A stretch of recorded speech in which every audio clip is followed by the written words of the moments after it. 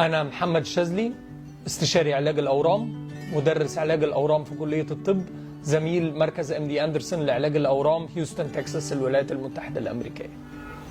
طرق العلاج بتاعت اللوكيميا بتختلف بناء على معطيات كتيرة، منهم أكيد طبعا النوع وإن هي حادة ولا مزمنة، وكمان منها وجود الطفرات الجينية المحددة، ودي بالذات زائد طبعا الحاجات العادية بتاعت سن المريض وقدرته على ممارسة حياته الطبيعية وحاجات زي دي. لكن بتفرق جامد جدا بالذات في العلاج الجديد، لأن العلاج الجديد دلوقتي بتاع اللوكيميا ممكن يبقى من خلال العلاج المناعي أو العلاج الموجه اللي هو ما فيهوش علاج كيماوي خالص.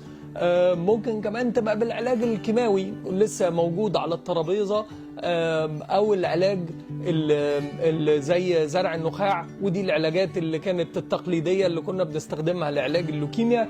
لكن دلوقتي وجود العلاجات الجديدة زي العلاج الموجه والعلاج المناعي بناء على التحاليل اللي بنعملها والطفرات الجينية اللي بتبقى موجودة المتسببة في حدوث اللوكيميا، كلها بتساعد في اتخاذ القرار على استخدام الطرق المختلفة للعلاج بتاع سرطان الدم.